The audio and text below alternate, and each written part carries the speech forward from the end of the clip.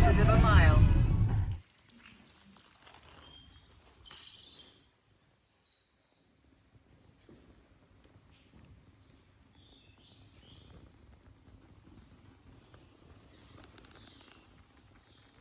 The Wild Man Trail. I am the Wild Man. I've been part of the Middleton family for hundreds of years, and they have seen them shape the landscape. The Wild Man.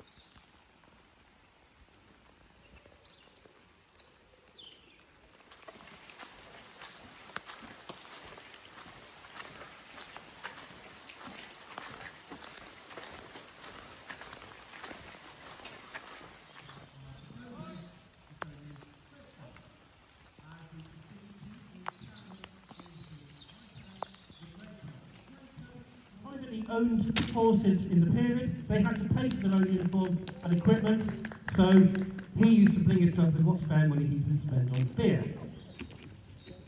As we can also see though, he's actually riding in a saddle, and the saddle is a 4-horn saddle. Can anybody see what's different? What's different between how he's riding it and anybody else?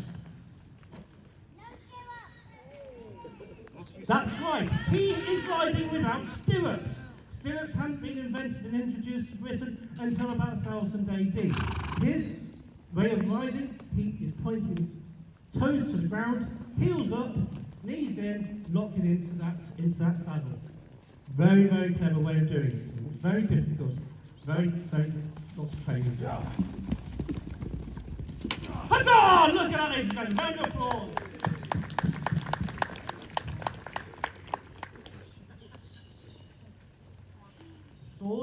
Sword is different to the one that the Roman soldier had.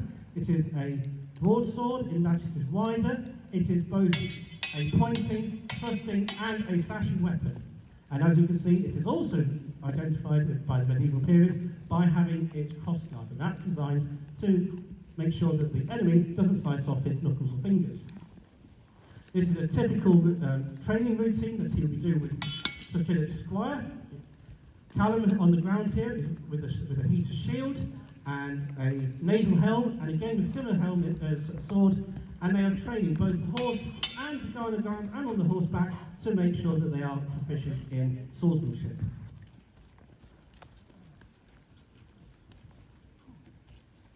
Give a round of applause, everybody.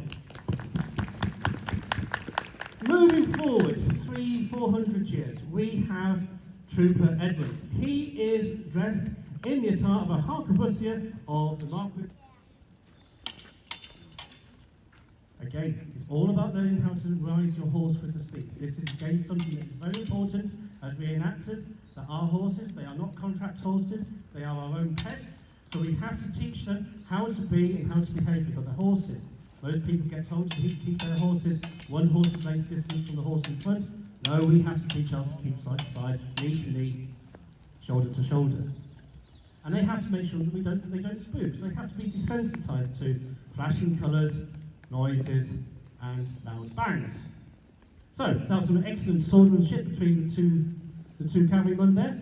What I think Mr. Edwards is now going to do is demonstrate his other weapon, which was the dog-lock pistol. As I said, he is a gentleman with the latest technology. He has, all the way from the Low Countries of Holland, something called a pair of dog-lock pistols. The dog-lock pistol is a flintlock mechanism with a little flint, which would strike the prison. Sparks would come off that and fall into a pan of black powder, and the powder would then push a bullet out at incredible rate of velocity to soften up the target. There we go, ladies and gentlemen, let's see the horse go past. And here we go, look at that, ladies and gentlemen, well done. I thought that was so good, I think Trooper Edwards is going to have a goodie go. Each soldier carried 2 pistols, which they would use in turn in quick succession to soften up the enemy before they would then go in on the sword. As I say, this is all about training the horses as well, so it's being able to teach them that rapid noises, the smoke, the bangs aren't something to be afraid of. Here we go, let's him go again, ladies and gentlemen, give him a cheer! Hey! And last but not least, we have Sergeant Harness of the 16th Lancers riding on Heroic Hercules.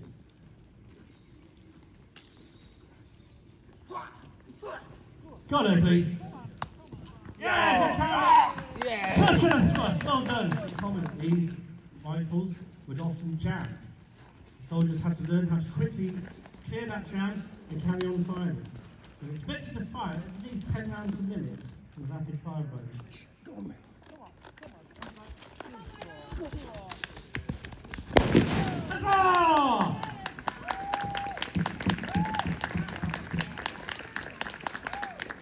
So, a quick overview there of the evolution of cavalrymen in the British Army. Single file walk, march! The horses also have to be trained to actually follow the orders as well as the men. You can see the horses are following in close proximity to each other and are drilled. Unfortunately, we don't have the space here to do much in the way of drill today, but they'll be known for being able to do things like wheeling and counter-marching, etc. Roman, the knight, the harquebusier, and the lancer. Neatly. Give a cheer, ladies and gentlemen!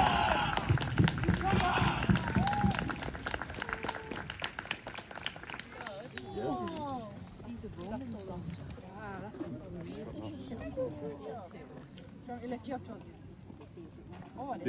Dave's a Roman horse. Is what you would have seen in early Britain, about 100, 200 AD. So nearly 2,000 years ago, you would have seen men like this on horses, with no stirrups. You're more impressive. He's a full-bred cross-standing break. Yeah. Not the ideal horse to do this on, but you get used to them. Ideally, what the horses back then would have been more like the 2 horses in the middle. A bit more native, bigger feet, stronger horses. He's a good officer's horse because he's fast. And he's brave.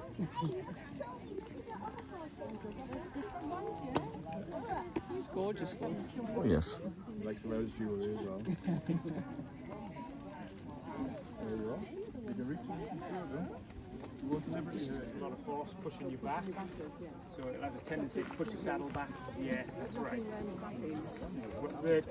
chest strap goes all the way around. See you all soon. Have they all just flown up there? Just waiting. Don't they look magnificent? I'm going to say thank you very much to the Northern Horse. Thank you very much. Right.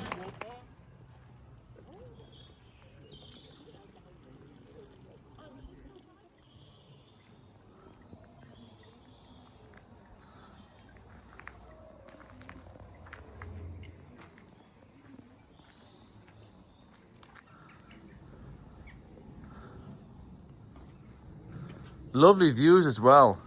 Gorgeous, isn't it? Yes, you are.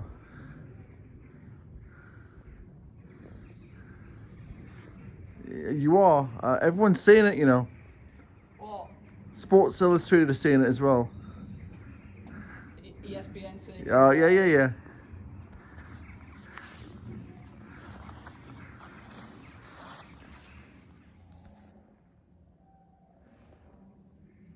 I am a visionary.